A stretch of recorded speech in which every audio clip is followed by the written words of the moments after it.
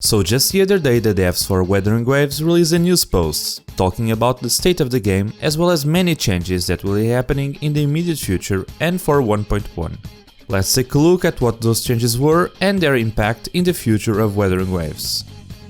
I'm not gonna be reading word for word just to make the video extra long, so let's jump straight into it.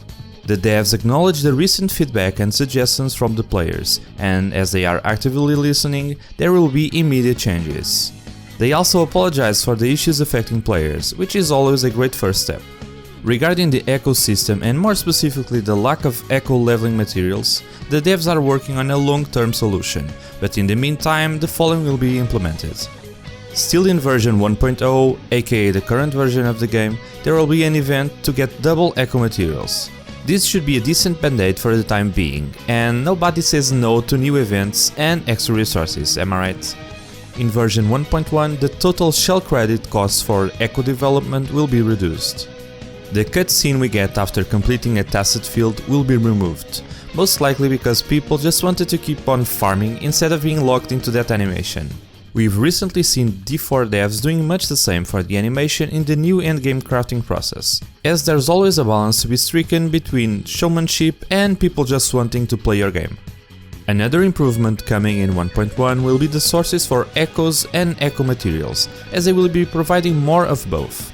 I assume as a method of allowing more casual players for more easily access to good quality echoes, and overall for everyone to have higher level echoes, which has been the main complaint by several big content creators. Furthermore, in an undefined future update, Wave Plates, aka Energy, will have a storage system to help out people who are not able to play every day by allowing extra energy past 240 to be saved in some form. We are not yet sure if it will be something like condensed resin in Genshin Impact, an extra backup storage like in Honkai Star Rail, or a new system altogether. Moving on to another topic, there was an issue with the amount of shell credits refunded to players when recycling echoes, and this caused people to end up with more shell credits than intended. As this was quickly hotfixed, some players ended up with a negative experience, and that cannot happen. So the devs apologized and decided to refund the extra credits back to players, as well as providing another 1 million shell credits as a bonus. Expect these to be delivered on June 10th via in-game mail. Additionally, as another bonus for the issues around the ecosystem, every player was just mailed 20 crystal solvents, which are those consumable items you can use to get 60 energy. And that essentially also means it is now even more likely for many players to be able to push to Union level 40 this week, if they so desire. Remember, if you expect to reach that threshold this week, then it is also better to hold off on doing your weekly bosses, as the world level will raise once you reach Union level 40, which means harder monsters and even more rewards. Another topic of high discussion this week was the error in the description of the 5-star weapon Verdant Summit for the Japanese version of the game. This led to players pulling for the weapon assuming it scaled one way when it actually didn't. Long story short, everyone was just mailed 5 Forging Tides, the summons for the weapon limited banner. And players directly affected by this issue will receive further compensation in the form of Amazon gift cards in the value of around $64, which just goes to show how much Kuro Games cares for the customers and being able to provide a mutual respecting relationship with the fans. In terms of in-game events, the poor feedback regarding the current Overdash Club event was heard by the devs, and they have started cooking on future events. Wuthering Exploration is a new special event coming on the 13th of June, and will provide more rewards and a better gaming experience. Maybe it will be a bit more dynamic, allowing players to use their parkour skills to reach places, who knows, but at the very least that means even more rewards, which also have already been confirmed. 800 Astrite, premium tuners and premium sealed tubes, as well as morphable elite class Echo 1 and Echo 2.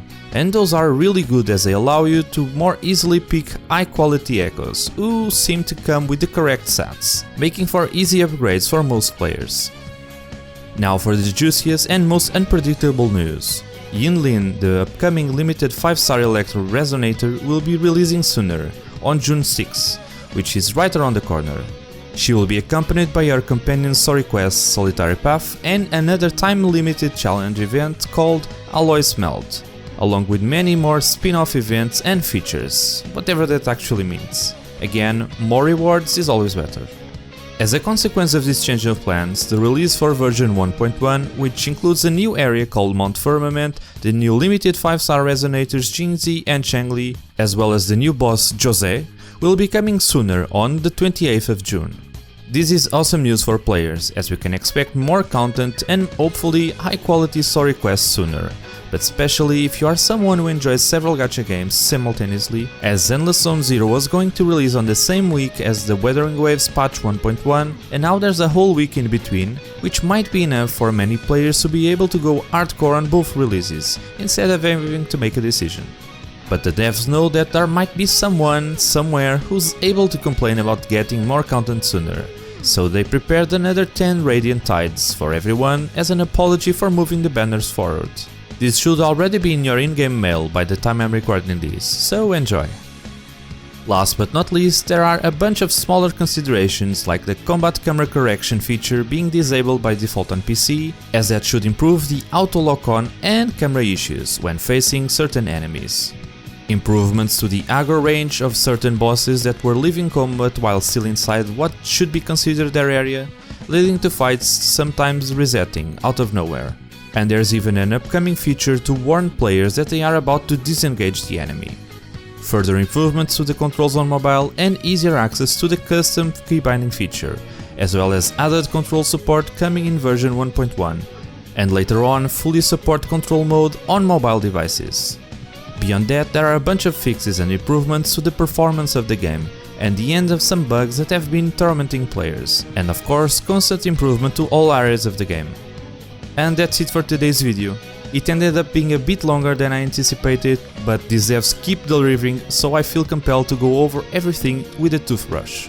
I'll leave you with these other 2 videos I've made about Wuthering Waves, hopefully they are of interest to you. As always, remember to drop a like, subscribe for more gacha content and leave a comment down below if you think there's something I left out.